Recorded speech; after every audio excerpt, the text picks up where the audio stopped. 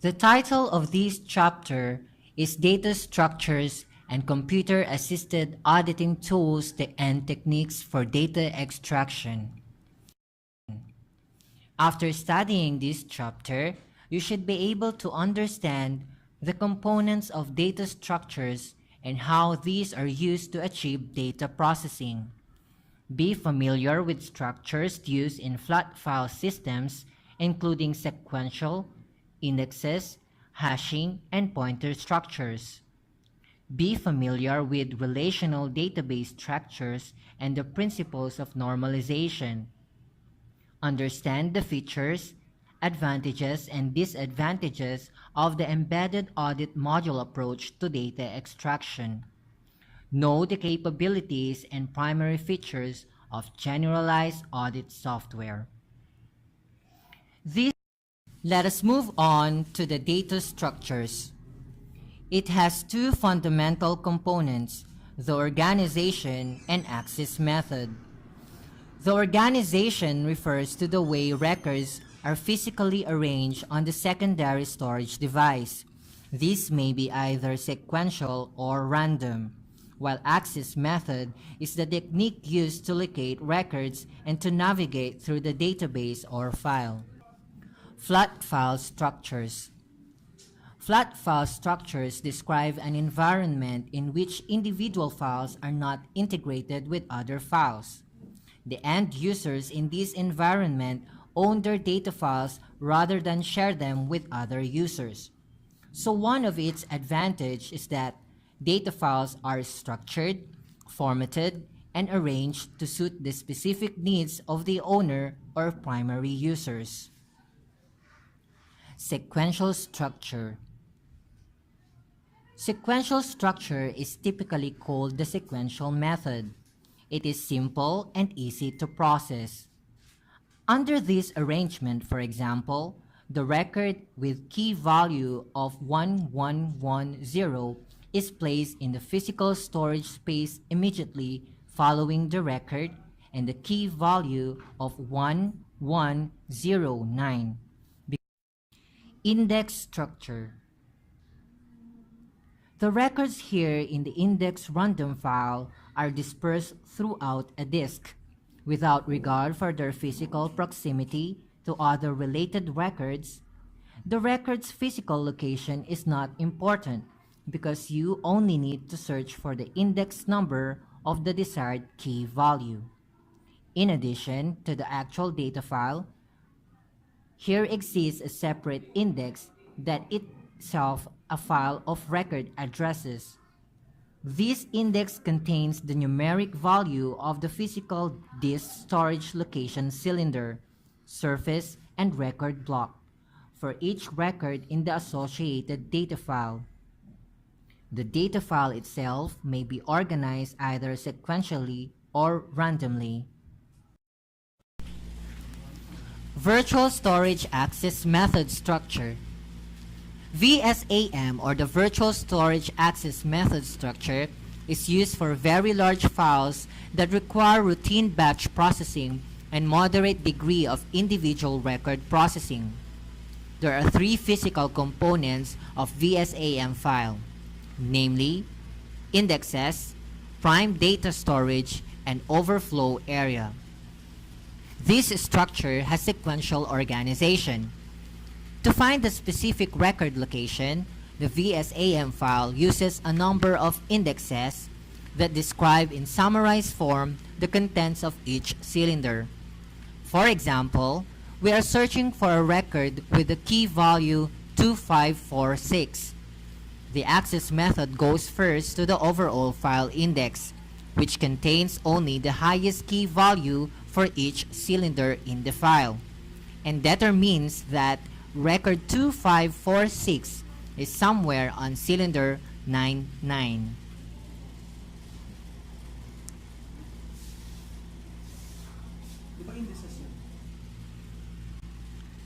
Hashing structure. Hashing structure employs an algorithm that converts the primary key of a record directly into a storage address. It eliminates the need for a separate index. Here, Calculating a record's address is faster than searching for it through an index. This structure is suited to applications that require rapid access to individual records in performing different operations.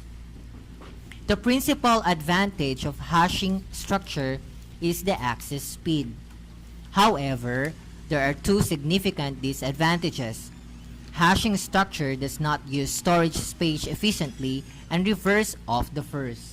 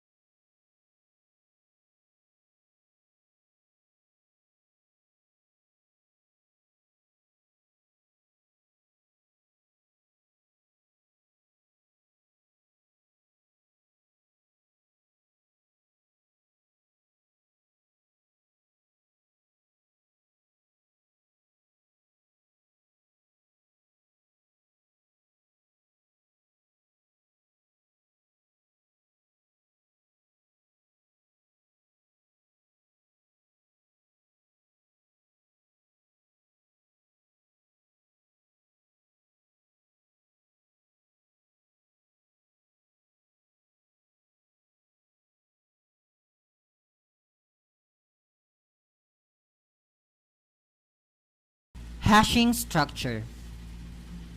Hashing structure employs an algorithm that converts the primary key of a record directly into a storage address. It eliminates the need for a separate index. Here, calculating a record's address is faster than searching for it through an index.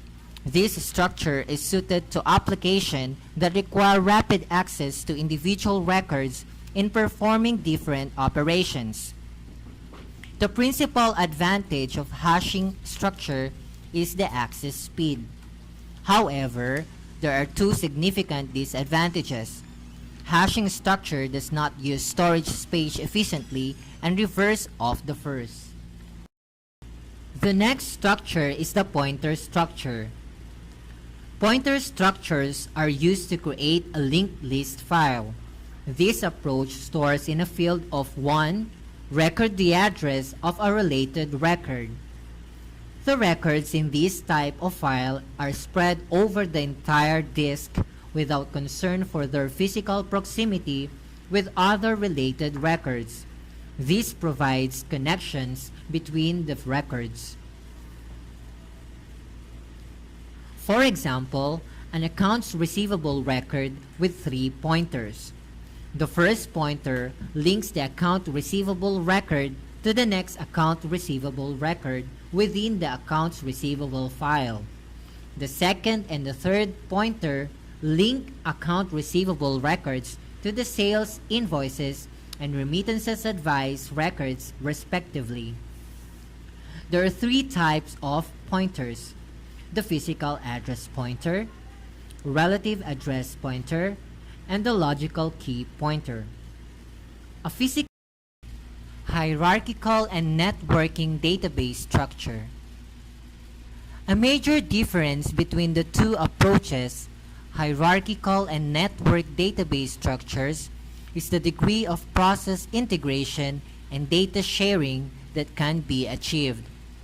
Flat file system exists as independent data structures that are not linked logically or physically to other files. In other words, individual data files are not combined with other files. Database models were designed to support flat file systems already in place, allowing the organization to move to new levels of integration. It shows the logical structure of database, including the relationships and constraints that determine how the data can be stored and accessed. A hierarchical database model is a database model in which the data are organized into a tree-like structure. Records are dependent and arranged in multi-level structures consisting one root record and any number of subordinate levels. The relationships among the records are one-to-many since each data element is related to one element above it. Network database structure is a database model conceived in a flexible way of representing objects and their relationships. This database structure allows many-to-many relationship among records. That is, the network database structure can access a data element by allowing of relational database structure, concepts, and terminology. Relational database structure. A relational database is a collection of tables. Such a database is relatively easy for end users to understand. Relational databases afford flexibility across the data and are easy to understand and modify. It is based on the index sequential file structure. In the index sequential file structure, records are physically stored in sequential order on magnetic disk or other direct access storage device based on the key field of each record. Each file contains an index that references one or more key field of each data record to each storage location address. A multiple indexes that can be used to create cross-references are called inverted lists, which allows even more flexible access to data. Relational database concepts and terminology. Why do we need to study and understand the relational database concepts, terminology, and techniques? We need to study the basic concepts, terminology, and techniques because these serve as a building block in creating database. It is necessary for us to understand the basic concepts on how to create database structure since this will assist us in comprehending more complex database structure. In relational database concepts and terminology, we need to understand what are entity, occurrence, attribute, association, and cardinality. When we say entity, it is anything about which the organization wishes to capture data. Entity may be physical, such as inventories, customers, or employee. They may be conceptual, such as sales, accounts receivable, or account payable. As a matter of convention, each entity in a data model is named in a singular noun form. The term occurrence is used to describe the number of instances or record that performs to a specific entity. For example, if an organization has 50 employees, the employee entity is said to have 50 occurrences. Attributes. Attributes are the data elements that define an entity. In database management system, an attribute refers to the database component such as table. It also may refer to a database field. Attribute describes the instances in the row of a database. Association. Association is the labeled line connecting two entities. It is represented with a verb. Cardinality, on the other hand, is the degree of association between two entities. It describes the number of possible occurrences in one table that are associated with a single occurrence. Anomalies, structural dependencies, and data normalization. This section deals with why database tables need to be normalized. In other words, why is it necessary for the organization's database to form an elaborate network of normalized tables linked together? Anomalies. Anomalies are negative operational symptoms that are being exhibited in the table. It can be in a form of update, insertion, or deletion anomalies. An update anomaly is a data inconsistency that results from data redundancy and a partial update. An insertion anomaly is the inability to add data to the database due to absence of other data. While on the other hand, a deletion anomaly is the unintended loss of data due to deletion of other files. It involves the unintentional deletion of data from the table. The deletion anomaly, if may go undetected, will leave the users unaware of the loss of important data. Normalization is the process of splitting relations into well-structured relations that allow users to insert, delete, and update tables without introducing database inconsistency. This involves identifying and removing structural dependencies from the tables under review. Data dependencies are structural problems within the table caused by the database anomalies. Anomalies are avoided by the process of normalization. Each table must be normalized, which means that its entire field will contain single data elements. All its records will be distinct, and each table will describe only single class of entity. The objective of normalization is to prevent replication of data, with all its negative consequences. To be considered as normalized, there are two conditions that shall be met. Number 1. All non-key data attributes in the table are dependent on the primary key. Number 2. All non-key attributes are independent of the other non-key attributes. A primary key in a file is the field whose value identifies a record among others in a data file. An auditor needs to know how the data are structured before he or she can extract data from tables to perform audit procedure. Although most auditors will not be responsible for normalizing an organization's database, they should have an understanding of the process and be able to determine whether a table is properly normalized. Designing relational databases. Database design is a component of a much larger systems development process that involves extensive analysis of user needs. Thus, our starting point is one that normally follows considerable preliminary work that has identified in detail the key elements of the system under development. With this backdrop, the focus will be on the following 6 phases of database design, which are collectively known as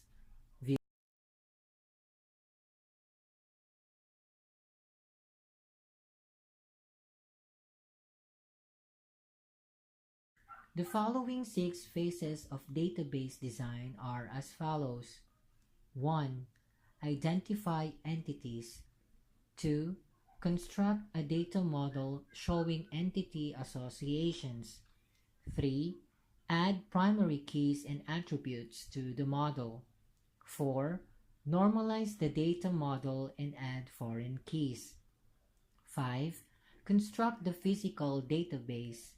And 6. Prepare the user views. Identify entities. View modeling begins by identifying the primary entities of the business function in question. Entities are things about which the organization wishes to capture data. These are represented as nouns in a system description. To demonstrate entity identification, we will analyze the following key features of a simplified purchasing. 1. The purchasing agent reviews the inventory status report for items that need to be reordered. 2. The agent selects a supplier and prepares an online purchase order. 3.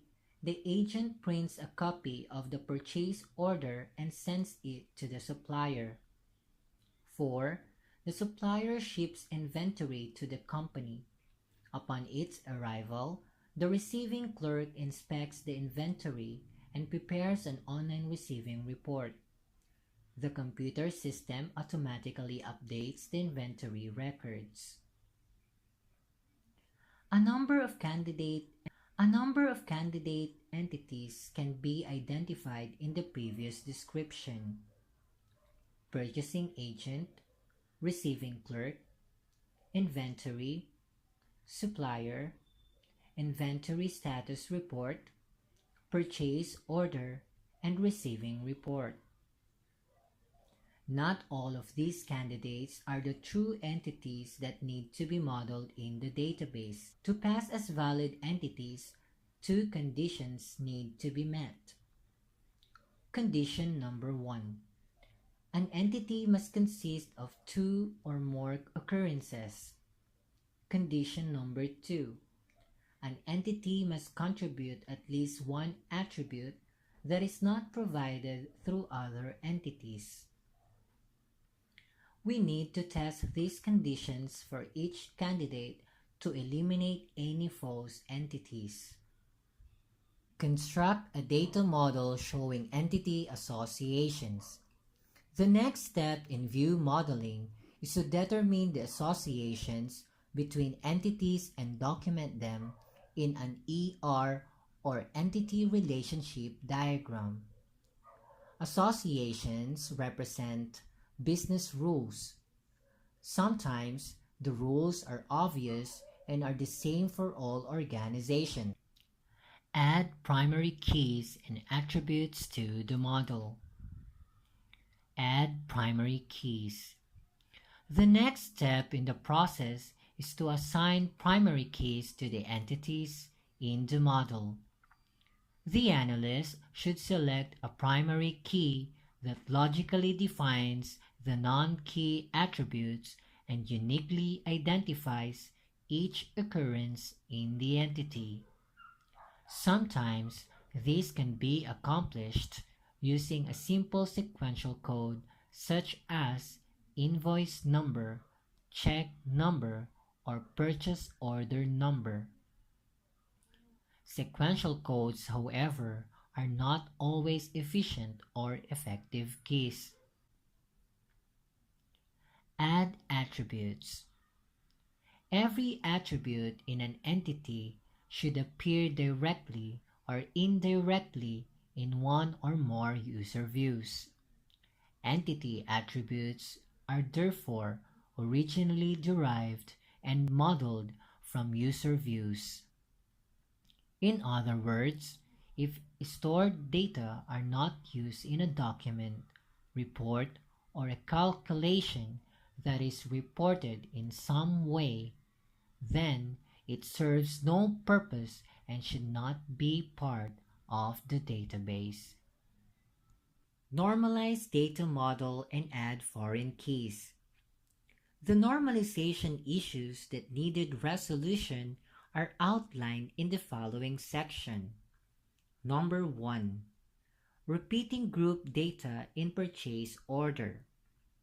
The attributes part number, description, order quantity, and unit cost are repeating group data. This means that when a particular purchase order contains more than one item, then multiple values will need to be captured for these attributes. To resolve this, these repeating group data were removed to a new purchase order item detail entity. The new entity was assigned a primary key that is a composite of part number and purchase order number. The creation of the new entity also resolved the many-to-many association between the purchase order and inventory entities by providing a link. Number 2. Repeating group data in receiving report. The attributes part number, quantity received, and condition code are repeating groups in the receiving report entity and were removed to a new entity called Receiving report item detail. A composite key composed of part number and received receipt number was assigned. Creating this new entity also resolved the many-to-many association between receiving report and inventory. Number 3. Transitive dependence. The purchase order and receiving report entities contain attributes that are redundant with data in the inventory and supplier entities. These redundancies occur because of transitive dependence in the purchase order and receiving report entities and are dropped.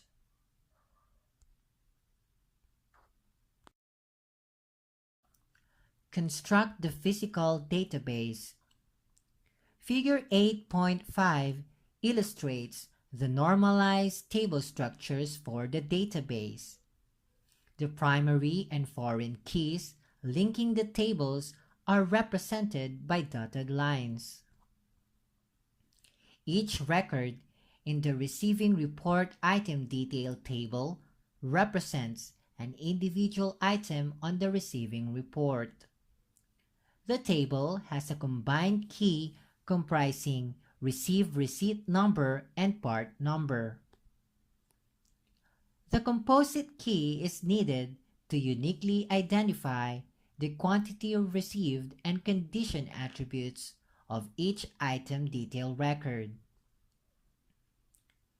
The receipt received number portion of the key provides the link to the receiving report table that contains general data about the receiving event.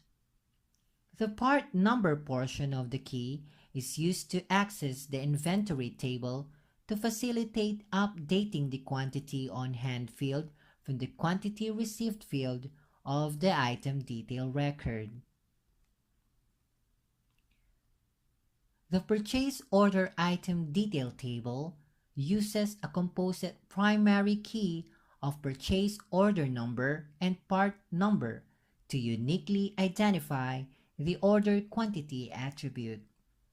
The purchase order number component of the composite key provides a link to the purchase order table. The part number element of the key is a link to the inventory table where description and unit cost data reside. The next step is to create the physical tables and populate them with data. This is an involved step that must be carefully planned and executed and may take many months in a large installation. Programs will need to be written to transfer organization data to currently stored in flat files or legacy databases to the new relational tables. Data currently stored on paper documents may need to be entered into the database tables manually. Once this is done, the physical user views can be produced. Prepare the user views. The normalized tables should be rich enough to support the views of all users of the system being modeled. The query function of a relational database management system allows the system designer to easily create user views from tables.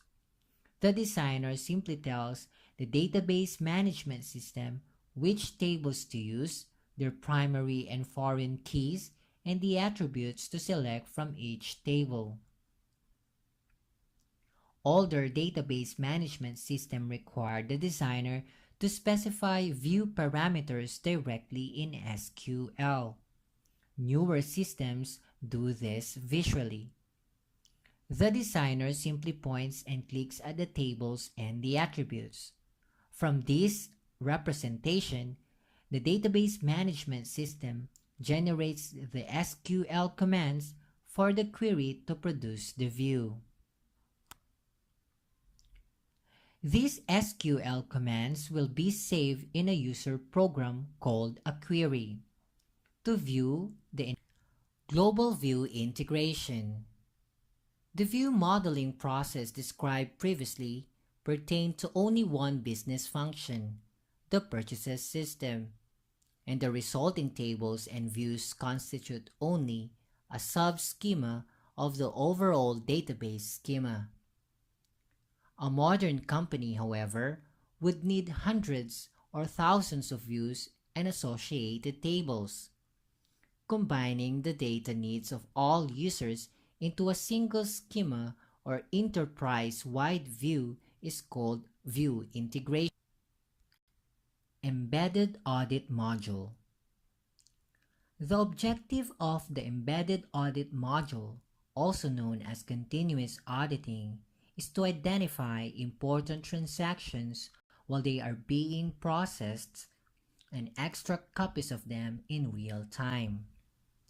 The Embedded Audit Module approach has especially two significant disadvantages in a host application. The first pertains to operational efficiency, predetermined, and the second is concerned for subsequent analysis. Audit Module integrity.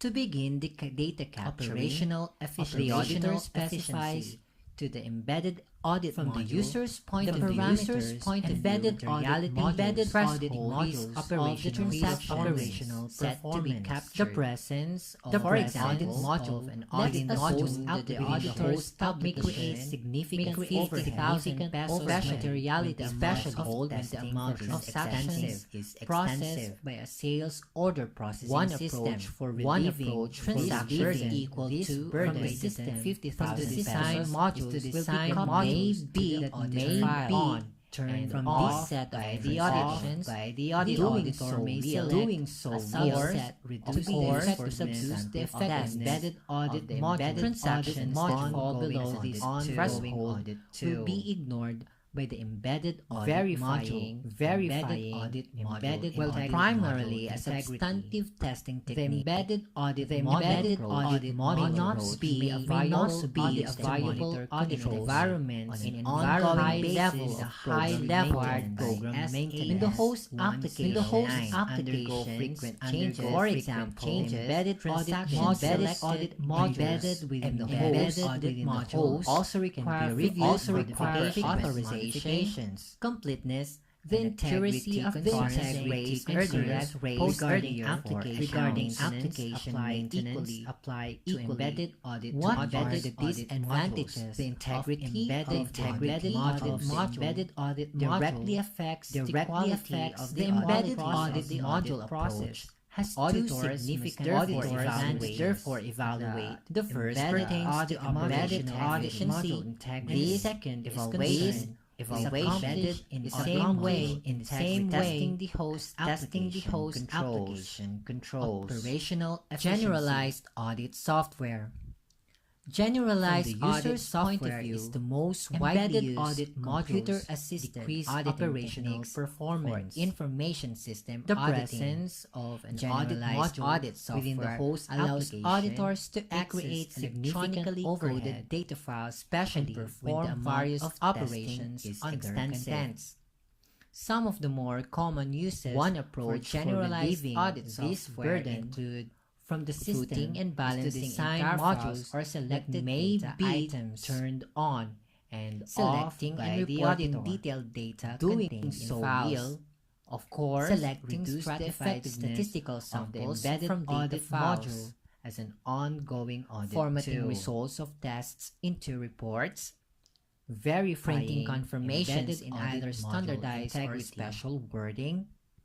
The embedded audit screening data and selectively including viable auditing items in environments with a high level multiple files and identifying any when the host applications undergo frequent changes, calculating data the embedded audit modules. The widespread popularity the host generalized audit also require frequent modifications. Number 1. The generalized concerns raised earlier regarding application maintenance, little computer background on the embedded of the audit modules. The Number integrity two, of many the embedded generalized audit audit module software products directly can affects be the used on quality both of the audit mainframe and process. personal computer systems. Auditors must therefore Number evaluate three, the auditors embedded can audit perform module their tests integrity. independent This of the client's evaluation computer service is accomplished staff. in the And same number way four, as generalized host audit application software controls. can be used to audit the data stored in most file structures and formats.